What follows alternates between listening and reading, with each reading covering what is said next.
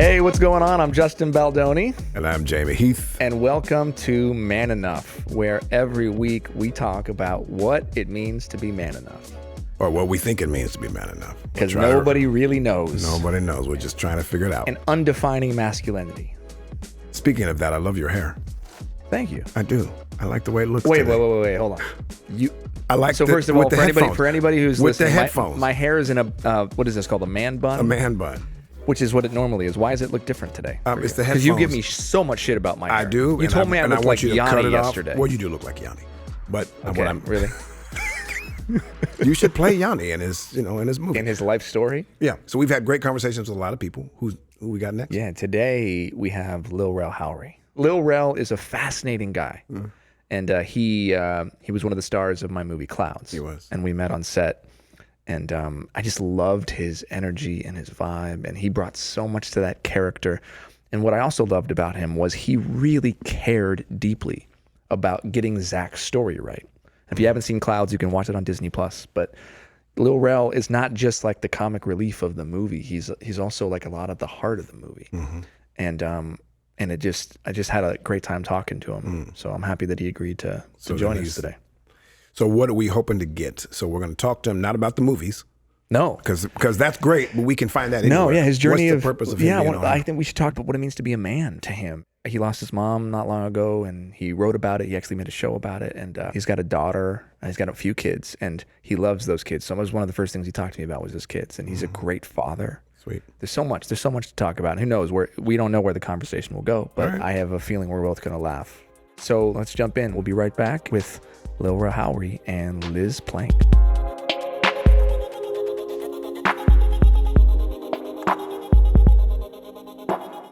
Hello, everybody. I'm Justin Baldoni. Welcome back to the Man Enough podcast. I'm here with my man, Jamie Heath, and Liz Plank, author of For the Love of Men, my wonderful co-host. And we have my friend, Lil Rel Howery here with us today. And I am so excited. I'm going to do the awkward thing. I'm going to read about you right now. So Lil Rel, you've seen him on Last Comic Standing, The Carmichael Show. He had his own show called Rel. He won Best Comedic Performance at the MTV Movie and TV Awards for his role in Get Out as the heroic TSA agent. He was just in Judas and the Black Messiah. So many movies. You probably have 7 movies coming out in the next few months, and I'm so grateful you found the time to come join us on the Man Enough podcast, brother. So good to see you. Thank you. It's funny. It's always interesting hearing when people read the bio. It's happened a couple of times, I guess, the last few interviews where they're reading my bio, and I'm sitting there listening. Sometimes you don't have time to be proud of yourself, but like I really am, man. Like I'm from the west side of Chicago.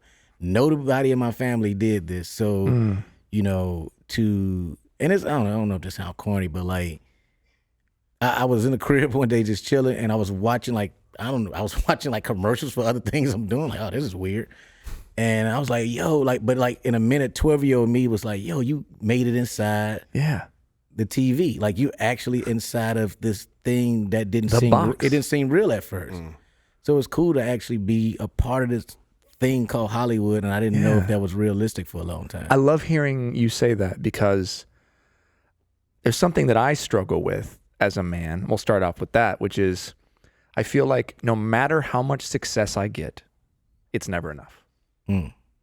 And maybe that's the culture we're living in. Maybe that's the like hustle mentality of like, you just got to keep grinding, keep hustling, never sleep when you die.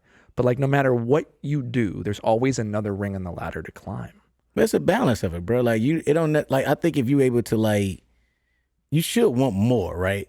It's things that I didn't know about until I got in this business that made me be like, okay, I want to direct. I want to do this. I'll watch a Steven Spielberg documentary. I'm like, yo, that's what I want to do. I want to have I think that's what me and my friends are doing. So you do want more. Yeah. I think it's just, it depends on your intention. I think sometimes we forget that we have a fun job. A fun job. Like this is what I asked to do.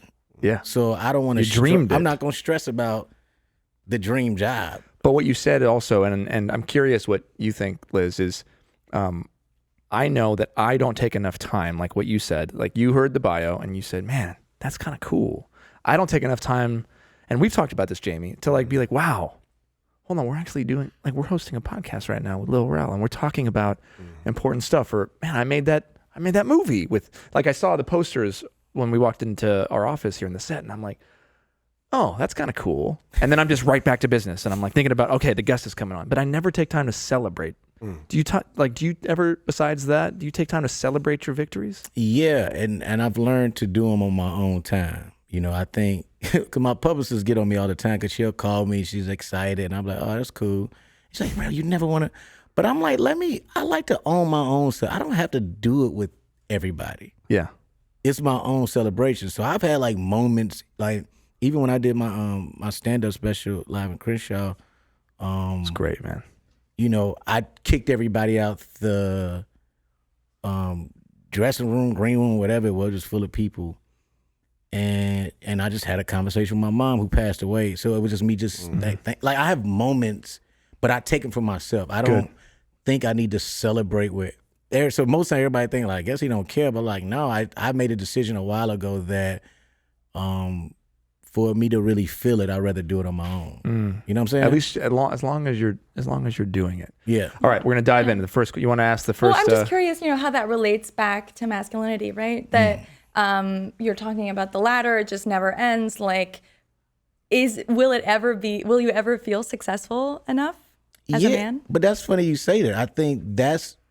And think about this. This is really interesting. Me taking time to myself, because most men don't even know if they deserve to take time emotionally to be vulnerable. And it doesn't mean I don't want to be vulnerable in front of people. And this could be from my dad, right? I remember this is just a true story. Is, when my mom passed, I mean, we was all at the hospital. It was a gang of people from like the church and all this stuff.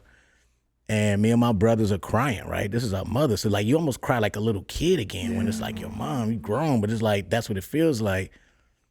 And he told us to stop, right? We was like, man, bro, like, first of all, we grown, like, we will kick your butt in here, bro. Like, I mean, we love you, but like, my mama just died. You know what I mean? What are you talking about? And he was just like, no, let me say this to y'all. You got to stop, because we don't know those people out there. See, they want to see you vulnerable so they can take advantage of it. Like, he had already a mindset of them. Wow. Which I don't know if he's wrong about that, because people, like, if you know any church people, it's people that just show up to hospitals. They're not even close with the family. They just love to come. Right. And grieve. Yeah. But it's also part of our culture, right? In a way, he's trying to protect you. Yes. Right? But it's hurting you. Well, that's why when he had his moment, right, he didn't cry at the funeral. And this was his best friend. He didn't cry at the hospital. It wasn't until we all stayed at the house together one day before I went back to New York and all this other stuff. And we heard somebody downstairs crying. And I thought it was one of them, one of my brothers. I'm like, yo, I wonder who down there crying. We all walk out the rooms. And it's like, it's none of y'all.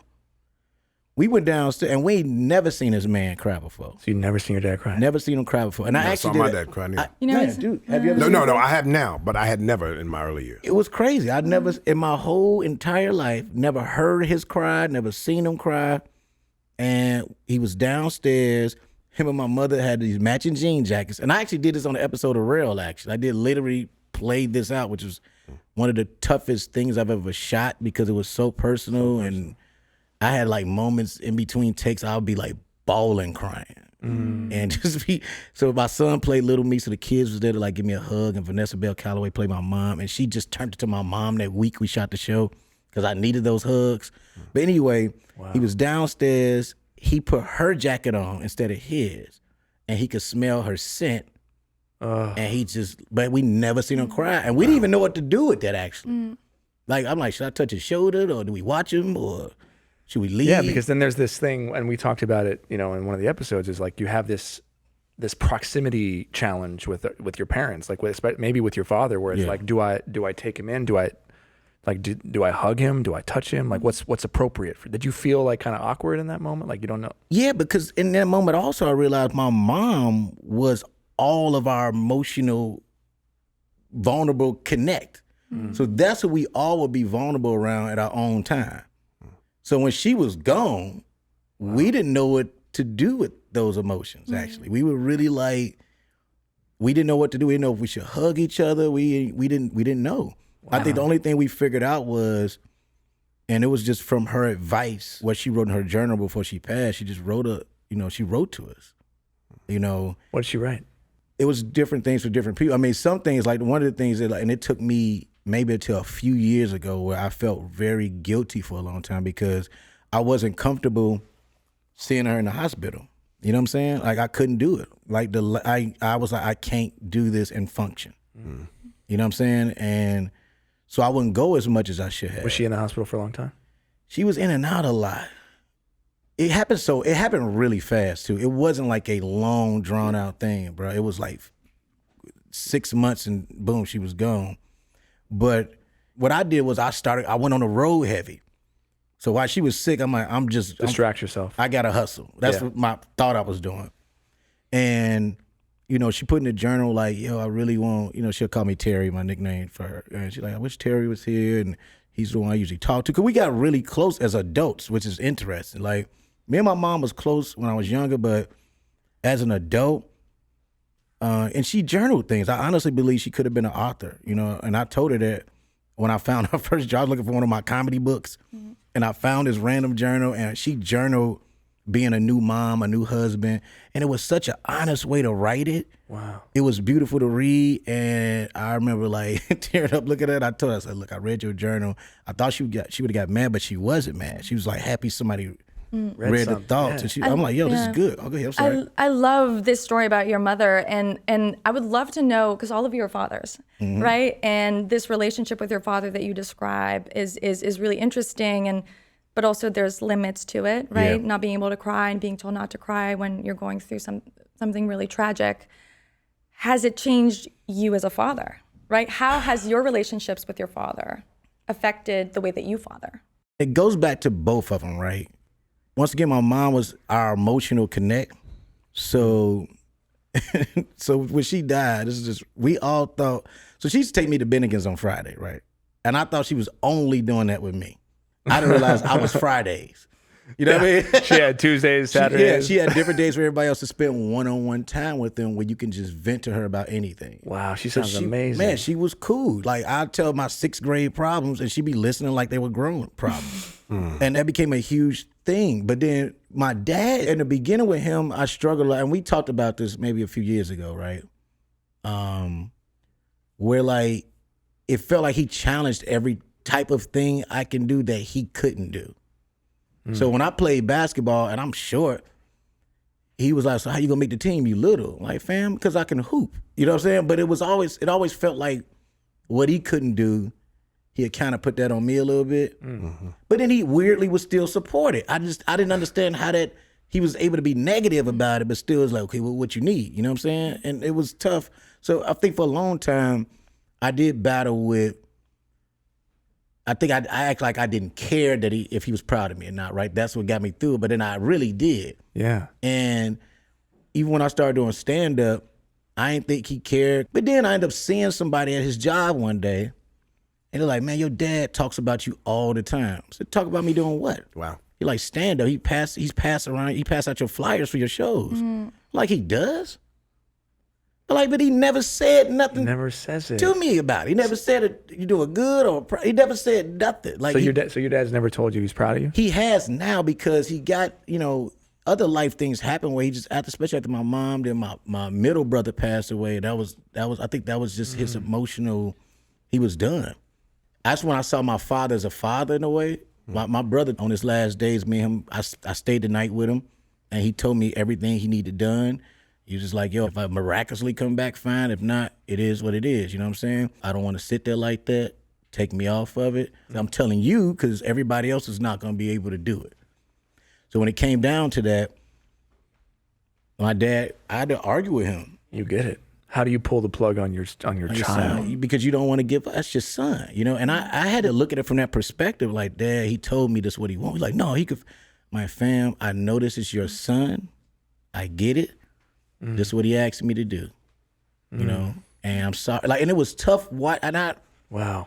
It took me. I had to take myself out of the equation of being his son. I had to just think as another dad. Did you get to grieve when you lost your brother? Because it seemed like you then were put in a situation where you had to be the father. I did both.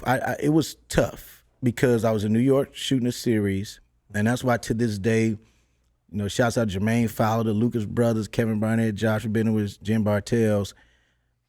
It was heavy on me, and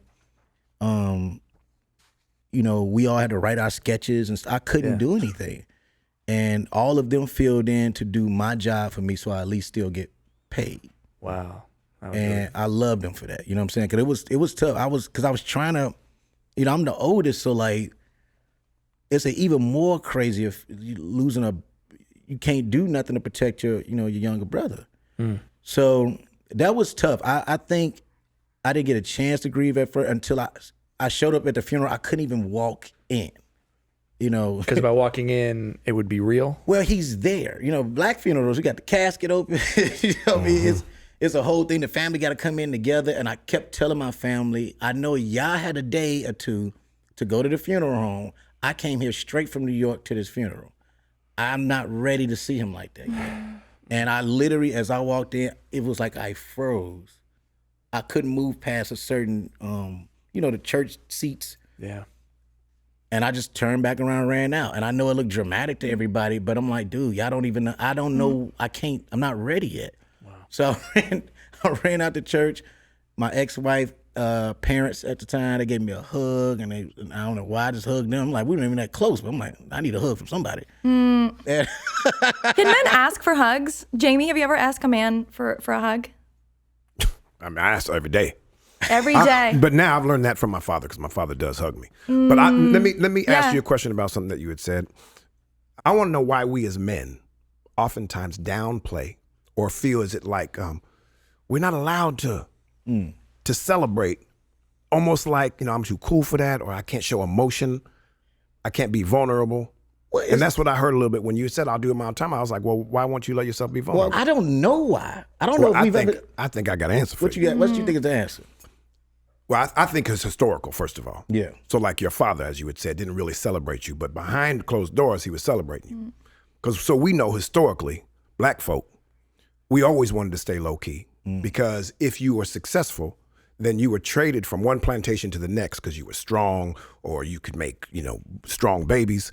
So mothers and fathers got in the habit of downplaying us because we didn't want you to be seen as a prize. Damn. So historically, what we've seen now with our fathers, it's like, and plus we never get out of the streets, really. I don't want to say never, but we normally are still there. So it's almost like false hope. I don't want to give him false hope. I don't want to celebrate him too much because he's just going to fall down and be flat. He ain't never getting out of here. Behind closed doors, he can celebrate you. But the message that we're getting constantly is we can't celebrate. We can't be joyful. Our sights are set low. So then now you hear, and you've done something that the rest of your family's never done. And now you here have a lot to celebrate about. Well, hold on. Let me say this, though. That's why I think it's a balance, right? And it's so funny you say that. If it's my family, and I don't get the chance to do that a lot, that's why, I think for the last few films, if I've been able to do it, I've went back to Chicago, made these studios do a Chicago screening. And I always tell them they need 2 theaters. One theater is literally just going to be my family. And they show up with Lil Rel shirts on and all types of stuff. So, I'm very comfortable with my family celebrating. I really am. Good. But then this is a whole nother perspective of it too. I do it here because people it's literally energy leeches in this city. Yeah. In this town. And I don't trust it. And it's been times where I've trusted people with certain celebrations and energy, and right away you can see the smiles ain't genuine, or it's just jealousy. There's a lot of jealousy. Scary. It's scary when you feel that, but there's smile. So I'm like, look, if y'all not my family,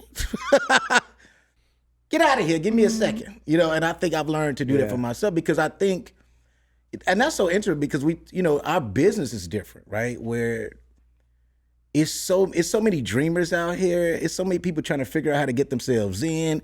It's a lot. And if you don't protect that, that's tough also. Also, what you were saying too, just to hit back to that, is like, especially as a black man, it was a time where I felt uncomfortable being successful, which why you see a lot of people who spend their money fast or just go because you like, I think it's somebody gonna come get this money. That's right. I can't let There's a nobody know about history. this. There's a history for that. I got it, but I ain't got it. You know what I mean? Like, That's a rational fear. I mean, right? yeah, but so I think that's what's interesting about the way I believe we're bringing up our children is just to be comfortable being human, be comfortable being an American. Well, that goes back to kind of what Liz was asking. That's is right. How, so you clearly, like, your mom was your emotional backbone of the family. Yeah. And your dad is someone that never really told you he was proud of you except behind your Until back. recently. Until Like, recently, right? Which he- is something that happens as we get older. Like you see older men change They when they lose their bravado and they become a little. Well, that's why we have to change the language of things, right? Because it was a time we'd be like, well, he's getting soft. And that's not what he's doing. He's actually becoming a better Strong. person. He's But what does it stronger. mean? But what does it mean to get soft, right? Well, we think about when somebody shows emotion and shows like when my dad when I started bringing him to these screens. It really was until the Carmichael show, and we was watching it together, and he was talking as if Bobby wasn't me. Like that Bobby is funny, ain't it? I'm like, that's me, man. Bobby Carmichael playing. I love that Bobby Carmichael, man. And but then when we started just sitting down sometimes, he just like, yo, you really good, man. You really killing it. Oh, you do this. And like he said, I think it's blowing his mind. I'm like the first person in my family to do this. Yeah. So to be sitting in movie theaters and to watch, like, and that's what I love about it. My family is insanely supportive in any way you could think of. And I think they're just like, I love how fascinated they are about like, yo, you really doing that. Did your brothers get the same support that you get from your dad? Yeah, this thing about my middle brother who passed away, they were really close. And that's the thing about parents. I mean, we don't admit to things. I don't think we have favorite kids, but I do think even when you get a little older, one of your siblings might be closer to your mom or dad than you are, right? They became buddies. You know what I'm saying? So like I can see that they spent a lot of time together. And no parent should ever have to bury a child. That's the hardest thing in the world. I was thinking about this the other day. I was looking at an old picture with my dad, my brothers. We was all little. And I do think like my middle brother left enough of a legacy with his children, and you got a chance to see him do some things and be successful in some things. And I'm like, dang, this had to be tough. It was tough for him to let him go. You are listening to the Man Enough podcast. We will be right back. So how does your parenting style change? Because I know you're very close to your daughter. Yeah. Well, I got my daughter and I got two boys, right? How old are they? My daughter's 12, my son's 11. They not twins, but you know how they go. They the same age for like almost a month. And then my youngest, he'll be 3. Now, I got to ask, so this youngest, Yeah. is this the one that you recently found out about? Yeah, well, Because that story, there's some crazy story. It's a crazy story attached to it, and it was a lot. I went through a lot with that, but man, this is where I learned maturity, and I learned it. Like I Can we talk about that story? Because that's like that's something out of like a telenovela. We could talk a little bit about Okay. it, but I've told her just for our relationship, and just because we're in a good place where we figuring everything out. I had to go through a lot of court stuff. That just recently was done and everything. So, but it was tough. It was a weird, tough thing. But then, like, I don't know anybody else that would have handled it the way I have. But that's what's amazing about it is, for anybody who's listening, essentially you found out you had a son and you fought to be a part of his life. Well, right? two things. No, I knew he was my son. What was happening was, and I try not to talk too much detail about it because it's stuff that's already out there. But, we found out, I found out, and I say we as me and my family, that she told somebody else so me and his brother thought we was raising the same kid at the same time. So we both thought we was dad, and then I found out. It's a crazy story. Story. But it's so funny because when people do crazy stuff like that, they do not like talking about them. But like, nah, can we not talk? Like, well, you did it. I mean, but he's a beautiful, beautiful, beautiful little boy. Brittany and Judah adore him. They honestly was because grown people judge a little more. This was a lesson for my kids along with me, was like, I'm not perfect. So I promise you, whatever you do, you can talk to me about it. As you can see, I'm not, because most adults to their children will portray perfection. Like superheroes. Yeah, I know everything, this and that. And one day they got to fall from about, grace. One day they have to. I honestly thought it was a blessing in disguise, because I was like, yo, honestly, they started telling me more after this. Really? Because I'm like, look, I can't judge you. What I'm gonna say? I showed up with a whole new little brother. I know that one. Like, well, y'all want to talk? But what I love about them was, as soon as I picked him up, as soon as I did the intro, a few years ago when he first got here, Brittany was so uncomfortable with it. This is daddy's little girl. She sees me in this high regard. When I told her, she was like literally physically like sick. Like, what did you just do? Everything we was told, you had to be married, you had to do this and that. And it just blew her. Because you'd been raising her a certain way. But it ain't just me.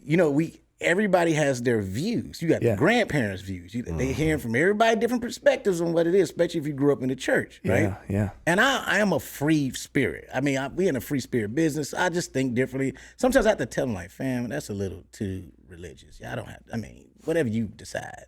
You know what I mean? But when she saw him for the first time, she wouldn't put him down. Oh. Now, I knew, because, look, Judah and Brittany, those are two oldest, are close to age, so Judah gets on her nerves. He's annoying to her half the time. So now you got this new little guy who's just going to be around you and do what you say. It's a little different. So like, I don't have to do with the annoying brother no more, who just know he getting away with murder because he just know I'm going to be there anyway. But this little one, both of them were very much there. They became, to me, like, I became closer friends with them through this. I'm like, I trust them. I'm like, damn, I know y'all little kids, but I trust y'all more than I do most people, because you have legit love. And it was, believe me, it was tough. It was just having that. So you turn that into a parenting moment, which I think is really cool. Yeah. So let me ask you something with that. So part of the reason why we doing this podcast, and Justin wrote this book, Man Enough, is from his perspective, and not just his, but like his journey. Yeah. About how to ultimately rid himself of a lot of the things that he's learned along the way about what it means to be a man. We all carry that stuff. So one of the ways we do that is with our next generation. So we talking about kids. What are some ways that you are consciously aware of and you tangibly do with your children to make our next generation better than what we're doing now? Well, this is a great thing about my dad. One thing I give him is he did raise us to be gentlemen, right? Like, for real. Like, the smallest things, like, he didn't have a car, so we took the bus everywhere. So I don't care. I remember as little as being 4 with my little legs, and I don't know if I feel like standing up on no bus, but he like, look, the women gonna sit down. Get your seat to a woman. Like, just stuff like that. It's just, he always did very gentleman stuff like that, right? One of the things he didn't do, even my mom a little bit didn't do enough of it, was tell each other we love each other. So it's so crazy, and I was noticing this the other day. Me and the kids say, I love you, if we get off the phone. It's just what we say. It's just so casually thrown out there. I'm like, dang, that's just what we do. But that was like one of those things I would hear every blue moon type of thing from my mom and dad. Where we just didn't consistently, before we went to bed, I love you, good night. That just wasn't a thing. Yeah. And we say it a lot. And even my friends, my homeboys, like, it's one thing I love about Gerard Carmichael is, Gerard is, I think a lot of us understood we had to change the narrative the way we were raised. So in these friendships, we all be like, I love you, brother. Like, so to even just tell another man that's no kin to me was next level, to be like, hey, man, I love you. It's no big deal. Love you, man. All right, love you too. Give me a hug. All right. Yeah, why is it hard to do that, do you think? We never really had these discussions with, like, the guys the generation before us. Because that's it's passed down. That's why it's hard. You don't even know. I can't do anything I don't know how to do. You understand what I'm saying? So, like, it's interesting you say that. It makes me, like, want to just, like, sit down with my dad, just, like, talk. Like, bro, like, what? Yeah. Between you and my granddad, which, when I think about it now, I can see where that was off at too, right? Where it's like, because I never heard my grandfather tell him that. Could you sit down with your father and talk about this stuff? I won't. Yeah, I'm calm. You know what's funny? You want to do it on the show? Should we call him? I'm gonna Tony Robbins Put it on the show. this right now. Let's do it now. I want to put him on the show, but No, I'm joking. But that's why, like, I'm man. I mean, but I'm man enough to do that now. Yeah. Okay. I'm a grown man. Like when you really step into saying I'm an adult. Yes, I can sit down with this other man, brother. Why? And it's not even like I'm not nitpicking at him. I want to understand, like, why? Like, how do you feel about that, Dad? Like, did you feel weird about that? Did you want to talk more to Granddad about things? I don't think that was ever talked about, actually. And why haven't you had that conversation? I don't, because I never thought of. I think until doing stuff like this and just having really honest discussions with my friends of recently. I think that's why I think what quarantine did make a lot of us as close just talk. Yeah. And I don't know if I felt grown enough to have this grown man conversation with my dad. Yeah. I feel like I had to match his man, which I don't know what that means, but or it could be because I take care of him now. Like, well, you gonna listen because I pay for everything. But no, I think it's so interesting. I never thought about it from his perspective on like, dang, maybe he really need to get something off his chest and that nobody's ever talked to him about. When I was writing my book, I talked to my dad a lot about his dad. And I found out, thinking about how I was raised, I found out that my grandfather never said I love you to him. He only told my nana, his wife, that he was proud of him, indirectly.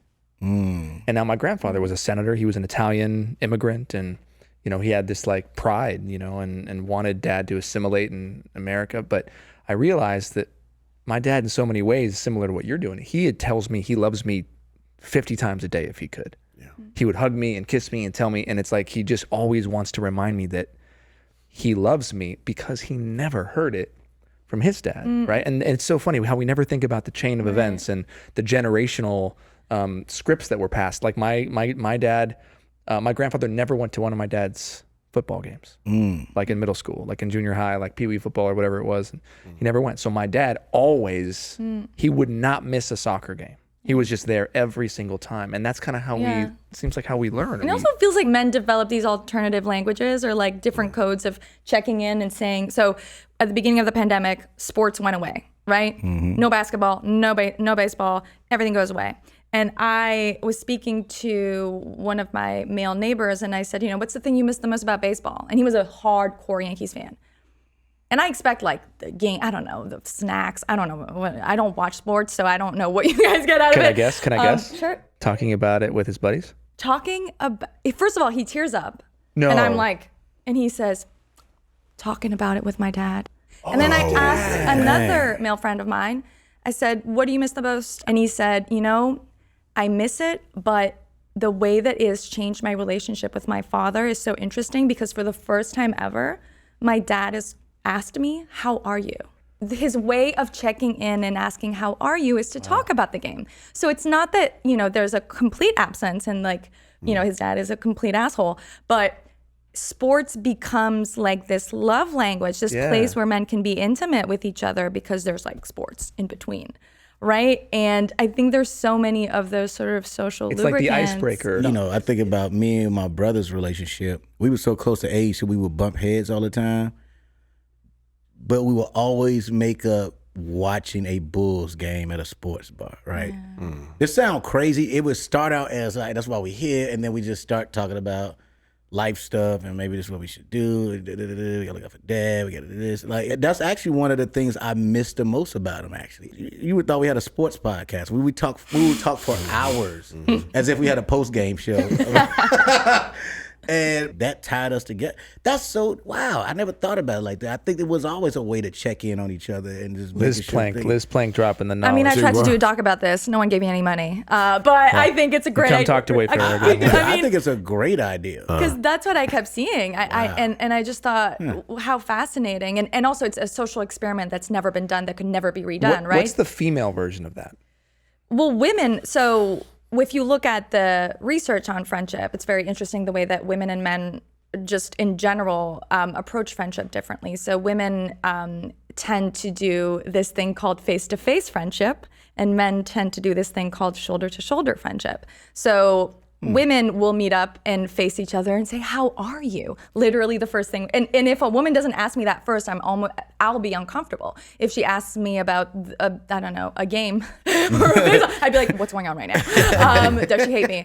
So we do face to face and we connect that way. And men tend to connect shoulder to shoulder, so they're drinking a beer, or they're both watching the game, right? So they're Shooting shoulder to hoops, playing shoulder, basketball, exactly. even driving. There you go. And so I don't think one is better than the other, but I do think that we deny men that intimacy and that connection of that face-to-face friendship. And one of the things that was really funny writing the book is that one of my friends told me, I dress down to meet with other men. Like if I were ever to wear like cologne when I meet up with my guy friends, it would be weird. But women, you guys go to brunch together and like you really dress up for each other. And he thought it was like very sweet and was like, I wish men kind of did that too. It's almost like it's better, like the less we care, the more we're accepted. Right? Yeah. Like the less, like the more confident you are. I don't know. That's because it could go two ways, right? You got your friend that looks like, fam, what you got on, bro? Like, right. Yeah, they'll be like, are you on a date later? We also right? know we going out, and it could be a chance that it is ladies there, right? So there like, you go. That's a whole nother mindset with like, and also, so that's. It's so weird to have this conversation because I think you should actually do that documentary on the sports because I do think it's a real tie-in. That's the only time when I think about it that I'm comfortable with a group of my homeboys is doing sporting things, and it can turn into a real conversation. If I was on the west side of Chicago, even at a family event at a house, I don't think the men would sit down. We usually sit on the couch and watch sports. Like that's the only, and then sometimes it won't happen that way unless you meet somebody else who's actually comfortable in their own skin and had that conversation. When I did meet my group of friends, I do have, this is why I love them so much, man. You know, I've had so many moments where, and I shout out to Gerard and them again, like even where they've been able to sit me down as a man and tell me when I'm wrong or off. That's really important. Are you okay? Do you feel there's a lot of pressure on you? We see you acting differently. What's up? Wow. And once again, I don't know if it's because of this business that we're a little more, I don't know, but I am always thankful that, I mean, Jermaine Fowler's a great example. I mean, we did the Living Color reboot. We was on the cast, so whenever they did that, it happened, but y'all never see it. But he has so much energy, right? He was just so excited that it irritated him. His happiness irritated me. You know what I'm saying? Because I was still coming from Chicago, dealing with that energy. And that's so crazy. It was certain energy that I didn't even realize that I had coming from, it was just anger, man. Yeah. Even though it was something happy, it was happy happening for me. I felt more pressure about, man, I got to get it together. I got to get this check. You know, he was like, yo, let's get some Xboxes without per diem. I'm like, what? I got to send this home to my wife. Xboxes? With the per diem? You don't want to eat? Because you know that's that young energy, right? You're like, what are you talking about? Why are you so happy? And so, you know, it's so funny. I was like very irritated by him for a while until we went to the comedy club. I don't know why this changed my respect for him, but he went on stage. He was absolutely hysterical, but my type of hysteric. Like, I'm like, dude, this dude is talented. And we sat down. We realized we both were huge Eddie Murphy fans, and just started talking about Eddie and stuff like that. But I applaud. I give Jermaine props because he was the first one out that group I met, and I was like, yo, you just really love this. I didn't realize I was around a bunch of bitter people. Or overly competitive, or like we shouldn't be friends because we all trying to get it. You know, it's just that type of thing. And then I met this kid who just like, yo, we all love this. It's okay. And I'm like, oh, these the other TV and film nerds that I didn't know existed. Right. So I met my emotionally available friends of nerds. Love that. They changed my whole, because it's cats I can't hang out with no more because of that. Yeah. They're like, they are in a dark space, man. Yeah. And I don't even know what to tell them to get them out of it. Right. It seems like they're stuck in this cage, right? Of sort of masculinity, these ideals that are so ingrained. You know, I think it was one of those things when Gerard and those guys sit down with me and I had to just think about what was stressing me out. What was I doing to deal with that stress? You know, we do all the other stuff. You go out and you drink, you're doing this. And I'm other like, distractions. That's not good. You know, and I enjoy getting massages. I like getting a manicure. I like being treated nicely. And, you know, once again, a lot of those things, as a man, you're not supposed to enjoy. Right. Yeah. Like, oh, that's soft. And I mean, and I had to get out of that. I really felt, because I felt like that for, even just. Is there a time though that you would have called yourself soft? 100%. So what changed between then and now? Because and this is interesting. I've never had a pedicure and a manicure, and What? it's not. I've never surprised. never I actually would had. I would actually assume I'm sorry. Hold on a actually. second. I don't know if I believe that. Yeah. I don't know if I believe that. Ask my wife. Here's the thing. I might be progressive in a lot of ways, but for some, I don't know. I've never actually had it, and I always find it funny when dudes tell me that they love it. It's great. It's should- the weirdest thing. I've never had it. You and I will go, Jamie. We'll do it on set. I'm taking. I'm taking. We'll have it. you back. But is there a time, and maybe it's because where I grew up, people were made fun of for that or whatever. But Yeah, 100%. Part So of it. you would have. So there was a time when you would have made fun of your boys for getting a. I'd have made fun of my boys, myself. Like, man, I ain't doing that, man. It's soft. You know, so that's what I'm saying. Like, one day you get comfortable. Like, I think all men have all these moments of vulnerability. We just, either you keep it secret because you're like, ain't nobody else thinking like this. You know what I'm saying? Or you don't realize this is how you find your real friends, is when you start opening up about New York. And New York changed that too, actually. When I was in New York, I'll never forget, New York is one of the most underappreciated cities of how diverse it is. Yeah. I'm from Chicago. It's very segregated. It's very racist. It's a lot of things. First day in New York, I go get a slice of pizza. I'm living in New York. I see this big black dude with dreads, this short gay Puerto Rican guy, this white dude. I didn't think they would know each other. They walked in and they high-fiving and they hugging and they talking and they laughing. That sounds lovely. Like, I'm like, how did y'all meet? You know what I mean? Like, where did y'all meet? Why? What's But the when I backstory? tell you they were just happy to see each other. Yeah. I've never seen that before in Chicago. The shoulder-to-shoulder thing is a real thing. That is how you meet other dudes, right? Yeah. Because most of the time the TV's right there. You're sitting there. The way I think they set it up like that. I They don't do. think Yeah. so It's intentional. it's intentional. So you're like, oh, what was that? And the dude like, yeah, I know it's terrible. I'm like, I know, right? You know. So then next thing you know, you're talking. Well, it's to limit eye contact because eye contact is vulnerability. Too intimate. Right? I know. can see your but eyes. I That's can what I'm look into your saying. soul. So it's funny. I never thought about it like that. But I'm like, yeah, most of the dudes I've met has been shoulder to shoulder. Like I'm never really like said, you sit there and I'm gonna sit here. We go just stare at each other. That's right. I don't know. We don't stare at each other. But New York changed that. But New York New York changed your changed- feeling like man, I started having taking care of yourself. a great diverse of friends, which once again, diversity, Yeah. because some of this stuff wasn't just being a man, it's being a black man. Right. Yeah. It's some things I didn't think I would be accepted in doing, or certain places I couldn't go. And being in New York, these diverse group of friends let me go to places I've never been before. Like where? Like what? Certain restaurants. It was places it's places I've walked past in LA where I'm like, nah, I ain't gonna go there. I drive all the way to Inglewood just to kick it. But I'm like, nah, that ain't my spot. But then guess what? I think at some point that had to change too for me. Like, you know something? I deserve to be anywhere. I'm taxpayer citizen like everybody else. This is in my neighborhood. I should go to this. So like all that stuff, I think the diversity of friends changed that. And then a lot of my homegirls, man, like hanging out with a group of women, it could be the best thing you could do where like if you're not like being a thirst bucket. For real, if you just being a friend. If you like, I'm gonna just hang out with y'all and we just gonna all talk. And I do that all the time. And some of those really real conversations I have about maybe the way I see things is because of them. And then my daughter.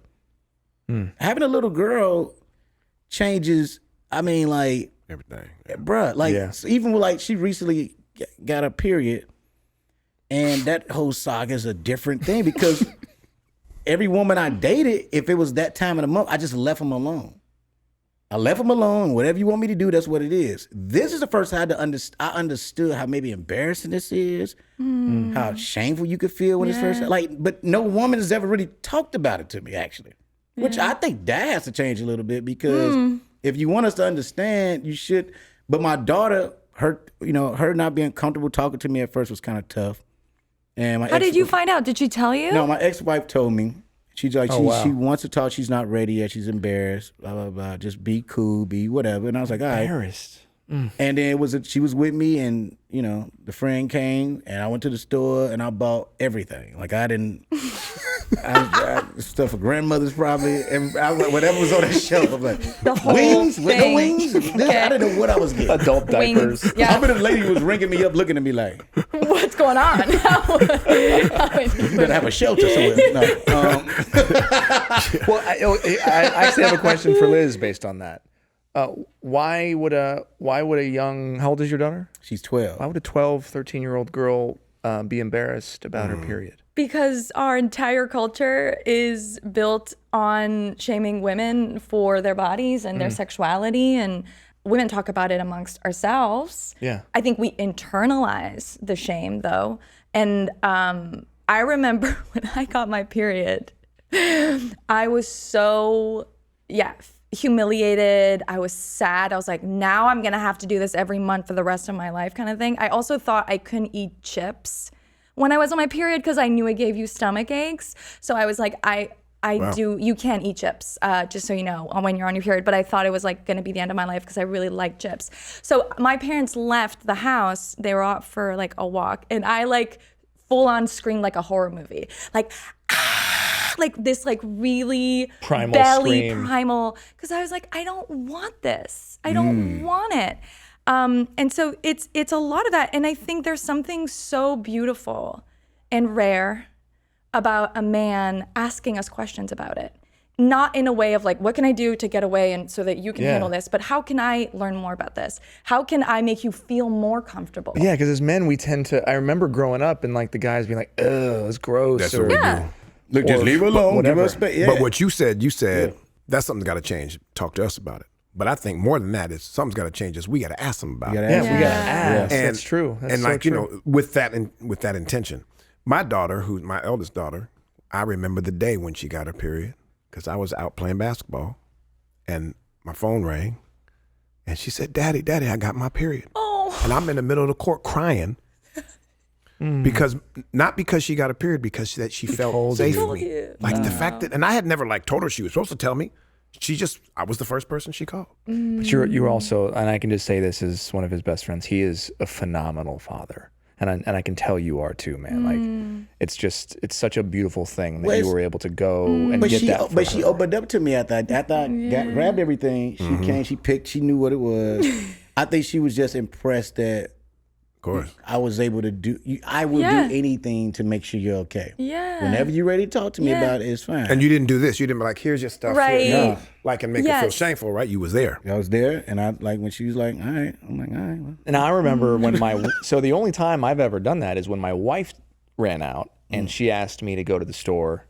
And I remember being excited and be like, okay, I'm going to do this. But I also remember walking into the store and feeling so embarrassed to be in that aisle.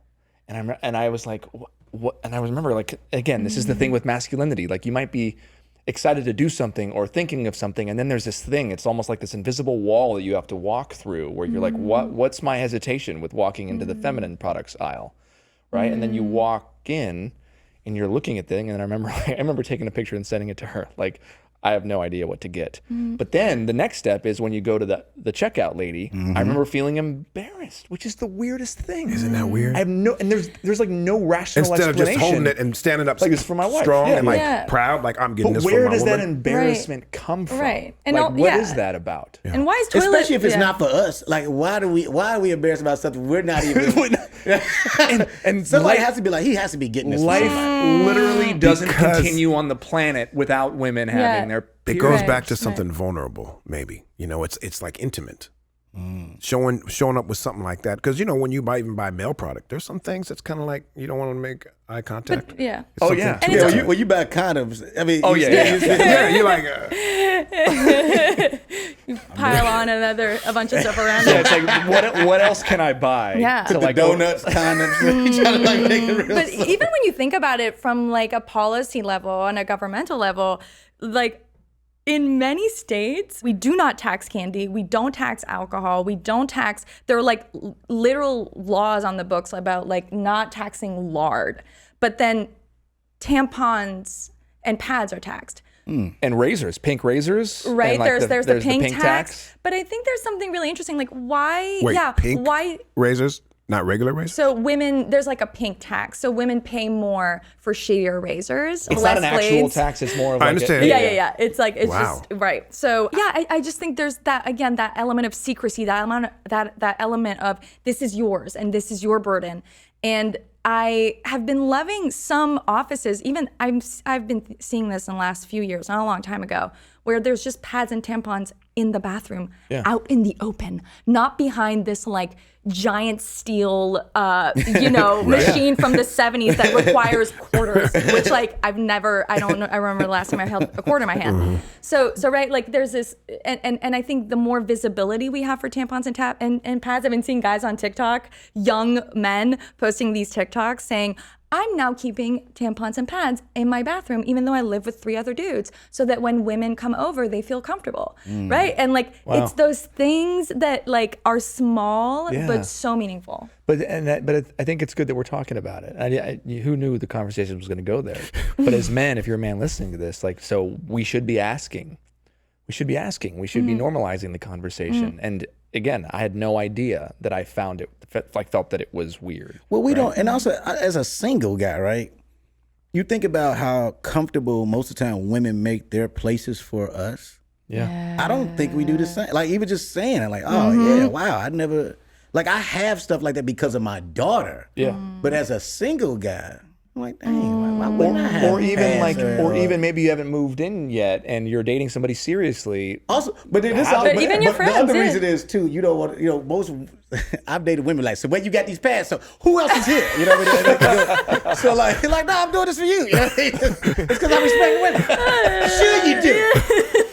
I want to just go to one before, because I know we're going to wrap up soon. I want to go back to body image for a second, because in my book, I talk about my interesting relationship I have with my body and being a skinny kid growing up and wanting to, watching Rocky and, Schwarzenegger and wanting to be big and strong and buff because, in some level of the male experience, that's what kind of makes you like an alpha and like you get respect. And so I always kind of look at my body and looked at it and felt like I wasn't big enough, right? And I'm wondering if like what your relationship has been to your body. For the longest of my life, I was really skinny, actually, which is crazy. And skinny, always the shortest one in the class. It's just what it was, right? For a long time, all the way until probably until my second kid. And then, I went through a divorce, gained weight. And then when I gained the weight is when I started taping all this stuff. So like, it was time when people thought I was at my happiest. And I don't know why people think, it's very interesting. When you gain weight in a way, nobody says anything to you. If you lose it, they can't wait to say, hey, skinny Manny, and all this other stuff. But when you're gaining it, I'm like, y'all wasn't worried about me? Because I was skinny the whole time. So why y'all not worried about me now? And I think that's a psyche too, because most people, I don't know, it's something interesting about it, because I end up seeing things from both sides of everything. Yeah. Well, now you've been both, so I'm curious. Yeah. Where are you the most comfortable? Well, two things. I learned one thing. I learned that anybody's body is none of our business. What their body and what their situation with their bodies. I think that's why we have to watch what we say to people about their physical image. Yeah. Right. Like I think people think it's cool to be like, oh, you don't. I didn't do this for that. So like, you don't have to. Yeah. It's fine if you say I look great. It's almost a certain way you say things. And then I remember watching and then it was just random, but like, when Walter Payton was going through everything, and Walter was this, big running back, man, great shape, and he started losing all this weight, and these journalists, everybody was being mean. Unfortunately, I saw that with Chad. When he started losing weight, people could be really mean, which is why you don't know somebody's story. You don't know. Yeah. So I think one of the most important things I learned is, even in my journey, is to do this for me. It don't have nothing to do with anybody else. It's not like I'm trying to be jacked or anything. Seeking validation. Man, I just want to be healthy and I want energy. And that's why I did it, because I was like, I'm shooting all these movies and doing all this stuff. I got to have energy, man. Were you worried at all that you were known for looking a certain way and being that guy, and now losing some weight and getting ripped, you were going to be seen as another guy. Was there any of that stuff? I just thought it was funny. I thought it was fun because when I did Bird Box, most people don't know, I wore a fat suit on that. What, you did? Yes, because they wanted me to be the chunkier Get Out version for this. And I thought that was interesting. So imagine you're working on yourself, you're doing all this, and they like, well, we want you to wear the fat suit. Oh. So What did you say to that? Yeah. I did it, and the only reason I did it is because I looked at it as a character, right? Okay. I'm playing a character. This ain't me, so I'm playing a character, ain't a big deal. But then after that, I was like, I'll never do that again. Okay, like if you don't want me for one, like that's fine. But then I do understand character work, so that's another thing. So it's a weird thing where I knew this character was nothing like me, so it wasn't a big deal. But at the same time, I was like, dang, you didn't work hard for that. Like, Yeah. But when you look in the mirror now, and and you're by yourself, do you look in the mirror and you like what you see? I love what I see. Some people that, they be like, don't lose too much. Like, fam, I don't. First of all, it goes up and down all year long anyway. I think that's what people don't realize. Yeah. Which is why, like, when I did the movie Brittany Runs a Marathon, it actually inspired me because it taught, when she stopped weighing herself in the movie, like the character, Great movie, by the way. I'm like, that's what it is. Don't stop. Yeah. Stop putting that type of, just feel good. What if you just feel good? Yeah. You're doing all the right things. You're not going to be able to keep an accurate count on what this is. No. If you do, you're a lunatic and you ain't got no time. You got too much time in your hands, in my opinion. But it's one of those things where, like, when I look at myself, even the way I look with my gray, sometimes, somebody, oh, wait, Rel, you look so much younger if you color it. But like, no, I couldn't wait to look like an older black man. I've been looking forward to this my whole life. All the cool dudes in my family look just like this. You got the color right in here. Brother, this is... No, I'm saying I got it. That's what I'm saying. That's good for you, but I'm saying, like, I get it. No, but I want what you got where you comfortable just Brother, wearing it all that. you gotta just but this thing about it is from the men in my family. I thought they looked cool. Like, I think, like, when I watch 70s movies and stuff like that, like, the brothers look, they just like, man, that's how I look, right? So I respect that, which is why, like, in Clouds, I like the fact that you let Mr. Wheat, like, you didn't ask me to color anything. I was able to just wear my beard like I did. And I think it's something distinguished about seeing that. Because I think we do some ageism stuff too to people. Right? Oh yeah, it's all of it. But I like hearing that because, at least for my personal journey, what's been helping me the most is switching from an aesthetic, like, oh, I want to look a certain way, to how do I want to feel, and then asking, like, well, why do I want to work out? So I want to be ripped and fill out my shirt because I'm insecure or I'm feeling less confident, or do I want to have energy and be able to move and, like, not have to drink 3 coffees a day or whatever it is. And I really respect that. And I also respect that you look in the mirror and you can like what you see. Brother, I posted this other day, these 2 red carpet photos for myself. And it's not even about I can see the happiness. Mm-hmm. And there's a couple friends I see like that. Like I've never told them this, and I should, but my friend Mike Epps, who's a comedian actor too, you could just see the difference between happiness and when somebody's unhappy. Mm-hmm. And when you see that, like if you watch certain specials with people or things, you like, dang, that just was a weird time in their life. And then you see a newer thing, you're like, no, that looks so, you just look refreshed. Mm. And that's what I think, if people focus on that more than just I'm gonna look ripped, Yeah. I like that I look refreshed. Mm. Yeah. And my refreshing journey has, like, my cousin Rashida, we work out on Sundays, we box. And, she was going through some health things, but just to see her healthier, and she just saw me, like, posting about, but that's what it should be. It wasn't about how we look. We just wanted to feel better. Yeah. And I'm like, dang, I'm able to inspire her to want to feel better. That's what I'm attracted to. You're attracted to me feeling better. You're like, oh, I want to feel better like him. I love that. And that's what it is. I look refreshed, and that's all I care And that's about. what like, when I comment on you look great, it's based on how I feel like you feel, right? Like you feel great. Yeah. And I know we're running out of time, so should we do our Rapid fire. Rapid Are you fire. ready? Uh-oh. Welcome to this week's Man Enough Podcast Rapid Fire Questions. Was there ever a time that you didn't feel man enough? Yeah. I think, it's weird. The most vulnerable I've ever felt was going through a divorce. Mm-hmm. And because I feel like I lost. I feel like Why? I couldn't, because as a man, I'm supposed to be able to keep the family together and do this and do that. And that's when I learned it wasn't just about me. And, as a man, I could have did a bunch of things better, right? As a man, but I just didn't feel, I felt weak, man. I'm just being honest. I felt very, That was the first time like the kids was away from me too, and it was just a lot. Was that was that the first time you really felt it? Like, what about when you were younger, growing up in Chicago? Did you ever feel it as a kid? No, which is interesting. I was a very overconfident nerd. I really was. In my mind, the way I look now is how I always look, and I didn't. I didn't even have a beard, but I felt like I had a beard. I love that. Good beard energy. But that's what made it, when I think about it, that's what made it tough. I didn't know I can ever feel like that. I literally felt like less of a man because I couldn't keep the family dynamic together. That took a lot out of me. Yeah, I can imagine. It really did. It was like a couple years of just not feeling like I didn't feel strong for my kid. I just felt a lot. Yeah. Yeah. It was like, dang. And it took, once again, it took some self-care to get through that. And it took a couple of years of that. Yeah. When is the last time that you cried?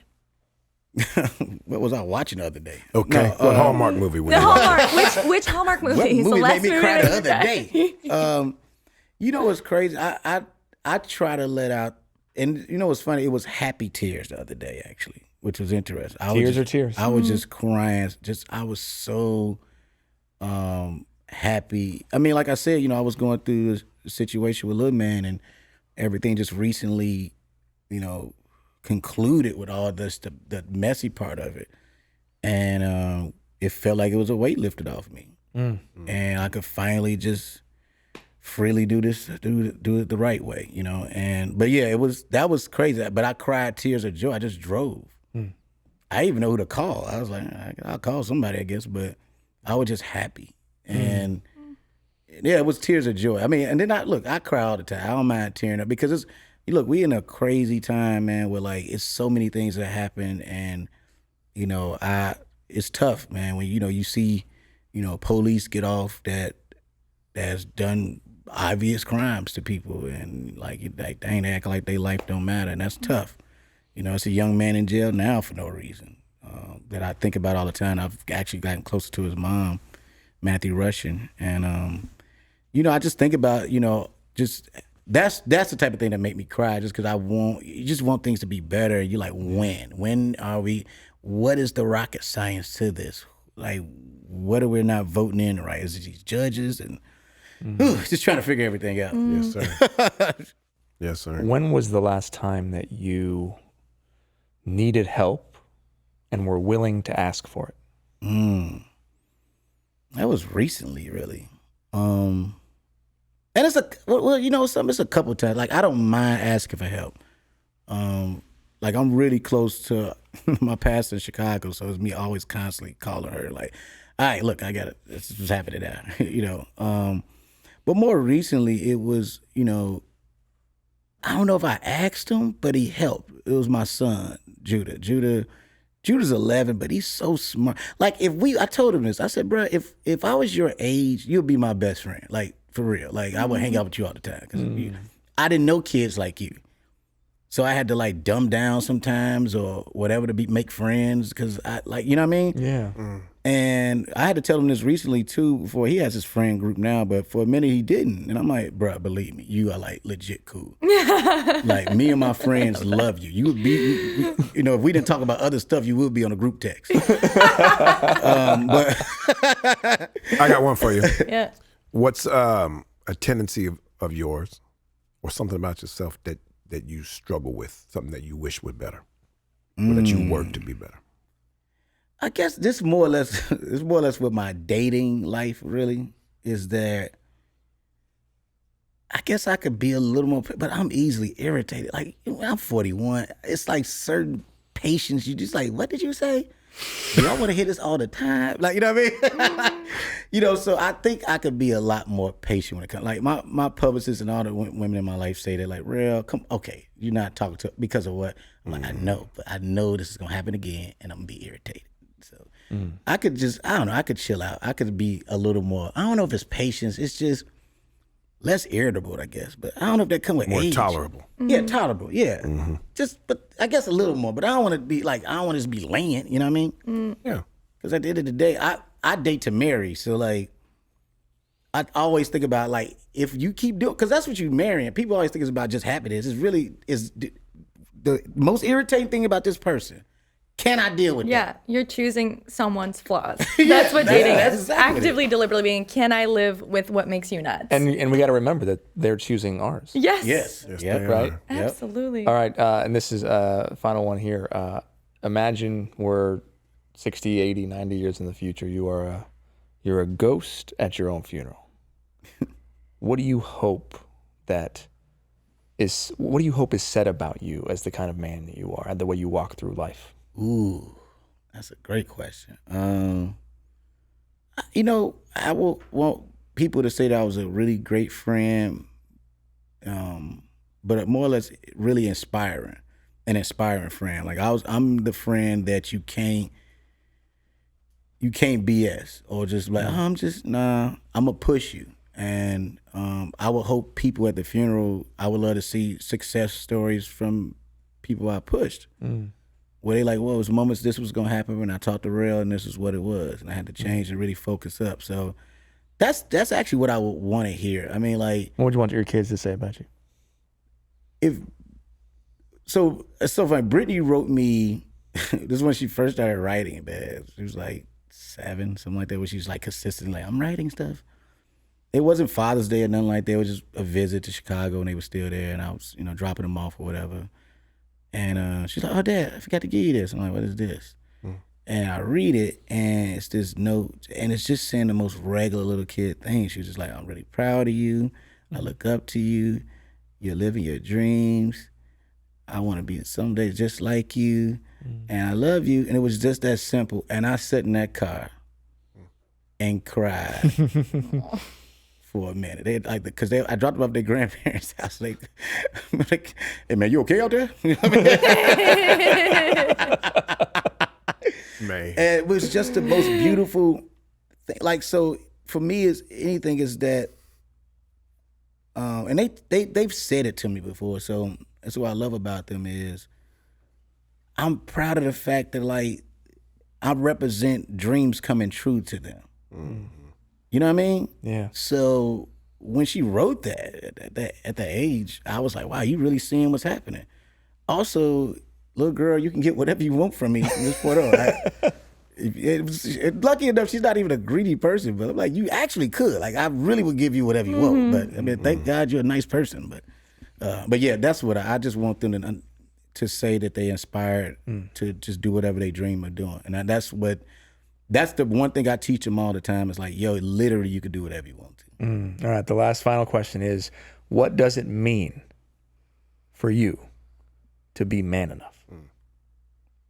You know what's funny? Being man enough is being able to like respect and listen to everybody. You know, all the things that's like, that was put on men to be a certain way. I mean, you think of everything from like transphobia, homophobia, all that stuff, right? People, it's still men out here don't think you man enough if you're friends with certain people. Or if you defend, like, fam, like, first of all, if you do love people, everybody can do whatever they want to do. That's what I love about somebody like Dwayne Wade and seeing everything he's done with his daughter. Like, yo, like that's a man move to me. Yeah. That's a straight up man move. And to be able to take all the criticism that comes with that. And you hope that other men look like fam, like, yeah, that's how you stand up for your children. That's what a man does. I love that. You accept your babies and whoever for who they are. That's a real man move. You know what I'm saying? That makes you man enough, for real. Well, my friend, Rel, you are man enough. Yes, sir.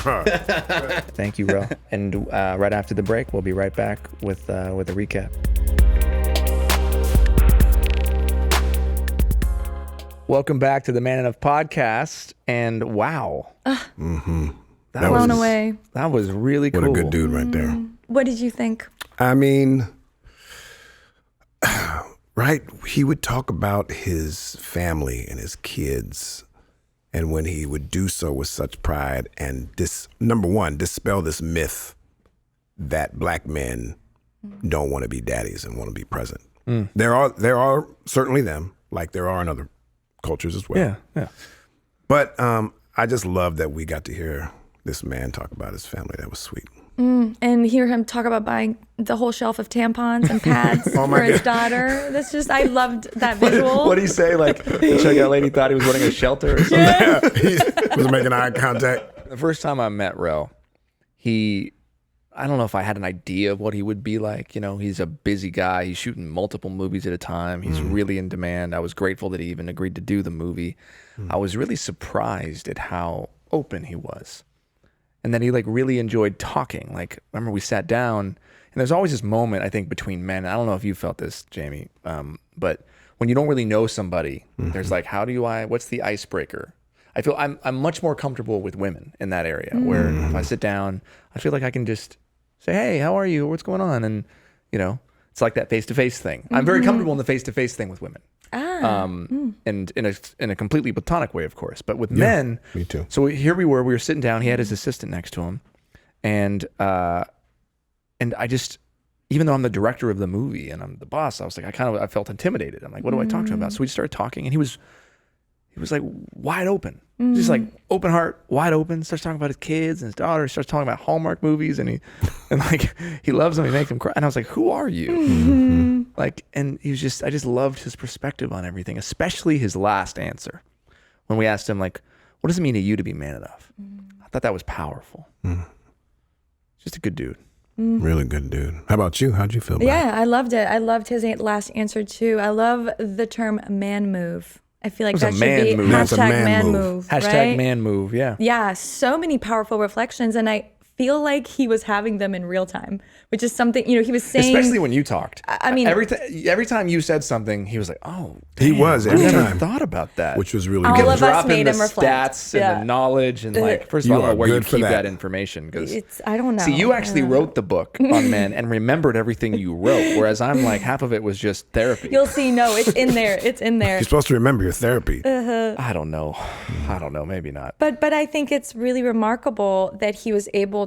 I mean, that he had that much wisdom on the cuff. And it makes me think, like, if this was more of a mainstream conversation, if these kinds of conversations happened more often, how much more elevated our, you know, discussions about masculinity could be. Again, in the way that I have these conversations with women all the time. I have these conversations. I have face-to-face friendships with women waiting for the subway at the grocery store. We'll start talking about the deepest, you know, things that we relate to as women. And I want that for men so badly. You guys can go 0 to 100. 0 to 100. It's like, it's not even a thing. Oh. You put a woman in front of a woman, and sometimes you guys like, it's just Right boom, away. and there's tears, or there's something, or you're hugging, and we have like We need sports. we do have and tend to need activities or a workout or a basketball game or like something. We need a ball between us, just like we need a That handshake and an hand. arm between our Yeah. hearts when we hug. So Liz, what did Right. watching three men talk, being involved, of course, but like talking to three men, what would you say if there was something that you felt was hopeful or like, you know, maybe, what was some of the moments that I mean, that came from that? I think the connection, right? And the intimacy and the willingness to be vulnerable, which sounds really sort of basic. No, that doesn't sound basic. The willingness to but be is vulnerable. rare. And I also loved how listened I was as a woman as part of that group, because I think that's part of it too, right? That male bonding doesn't require disrespecting women or ignoring women or excluding women. So I loved seeing you all bond, and I also appreciated feeling a part of that, and feeling like what I had to say was heard, and I wasn't interrupted, and you know, all that fun stuff. And I loved how much he brought his daughter into this, right? Like, she wasn't here, but I felt like she was here with us. So yeah, all those things. I hope, and maybe this is a lofty hope, but I hope that this work and this thing we're doing together can help more women feel that. You know, I hope that, like, because I've encountered a lot of women, and I'm sure far more for you, who tend to feel rather hopeless. Yeah. Around men, and it breaks my heart. It also, I'm going to be really honest, it also breaks my heart that oftentimes folks like Jamie or myself can feel like unicorns. because we're not. I mean, we're like, if you think about, it's just human. We're doing really the bare minimum, right? Bare minimum. And yet, for some reason, that is elevated. And I just want women. I want women to feel hopeful that men are good. There are good men, and there are men that do the work. And the more we can talk about it, the more we can show men like Rel. Well, here's what I think. I think women are not going to feel more hopeful because we're talking about it. They're gonna. Well, yeah, we have to Right. do it. They Do need it. to see the Hopefully, actions in the real we one. have more men want to talk about it with us and stuff. Where they'll start Yeah. feeling more hopeful is when behind closed doors, when the cameras are off and stuff, and at home and with our babies and stuff like that. How we're living Yeah. it. I got to. And there's a lot of men, and there's a lot of men that are living it already. Indeed, There are. for sure. But I just hate that I hear so often how disappointed we have been to many women because we've hurt so many. And I've been guilty of that too, and I have hurt a lot. And we're just trying every day to be better. Stand in line, baby boy. Golly. Well, this was awesome. Yeah. Thank you so much for being here. Thank you. Thank you. And thank you, audience, for Yes. listening. If you like what you hear, if you like the conversation, come back and join us for more. Please hit subscribe and like us and follow us on our social media accounts and wherever you listen to your podcasts. And also follow Liz Plank. Follow Okay. us playing and buy Liz's. I don't know. Buy Liz's book. Buy Liz's book. Thank you. Buy. Yeah, sure. I don't What's mind. your book? Which What's just your came book out. name? By the way, just came out in French. It did. If you are French speaking, Okay. et tu voudrais l'acheter en français, c'est pour l'amour des hommes, for the love of men. And they follow you where? On Instagram, Feministabulous, TikTok, Liz Plank. By the way, she's the queen of TikTok. I try to keep up with the both of you. I reach out. We Oh yeah, the both No, of no, us. no, no, I got no, no, no. 17 Hold on, stop. followers. That's 17 committed followers. My TikTok started by me asking her what to do. I was like, well, how does this work? What should I be doing? And she's like, just duet. I'm like, what is a duet? What is it? And so she was my TikTok coach. That's All right, people are my gonna next career. Yeah. People are going to like a press stop. Okay, soon, yeah, so- the rest of stop soon. Definitely get her book. Thank you so much for listening to us, and we'll see you next time. See you next Thank time. you.